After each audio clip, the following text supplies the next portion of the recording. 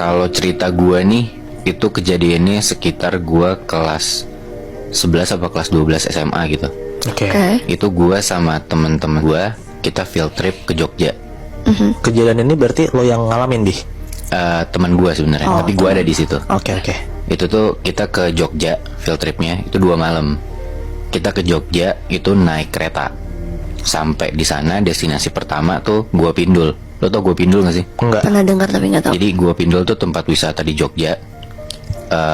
Gue lupa sejarahnya kayak apa. Tapi guanya tuh bawahnya air.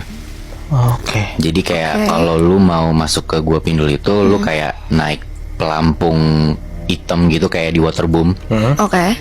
Nah lu naik pelampung itu ngelewatin si goanya. Oh, Jadi iya, goanya tahu, nggak tahu, kering. Itu kita di Gua Pindul siang sampai sore bahkan hampir maghrib lah. Oke. Itu destinasi pertama. Kita udah selesai dari Gua Pindul. Habis itu kita naik bus tuh. Kita naik bus ke homestay kita. Nah busnya tuh 2. Nah gue di bus A, terus ada teman-teman gue di bus B, jadi 2 gitu. Nah terus gue dikasih tahu nih sama teman gue di bis sebelah yang gue nggak di sana, kalau di bis itu ada cewek, dia teriak nangis-nangis. Oke. Dia bilang kalau matanya nggak bisa melek. Hah? Nah ternyata itu temen gue namanya Nindya. Itu Nindya tuh masih sadar, jadi kayak dia sadar bisa ngomong, teriak-teriak, nangis-nangis, tapi dia ngomong gue nggak bisa melek. Tapi matanya Tolongin gue, matanya nggak melek. Jadi sambil merem tapi teriak-teriak, Oh, iya. teriak-teriak nangis, gue nggak bisa melek, tolongin gue.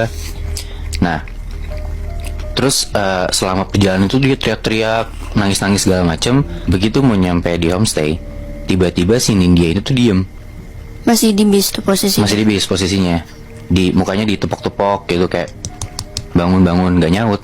Teman-temannya panik dong. Terus pas dicek, tapi nadinya tetap ada gitu loh. Oke. Jadi ya masih aman lah. Iya. Nah terus akhirnya udah sampai ke homestaynya. Terus Nindya tuh digotong sampai ke dalam rumah.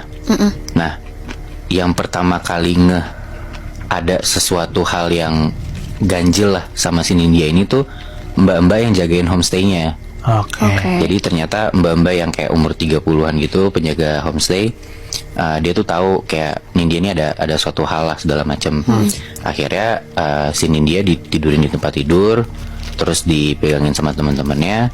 Nah terus si mbak-mbak ini tuh dia kayak megang tangannya Nindya dari lengannya, dipijit-pijit sedikit sampai ke telapak tangannya Nindya dipegang. Terus telapak tangan deket jempol itu ditekan sama mbak-mbaknya. Oh, oke. Ditekan, gak lama setelah ditekan Nindya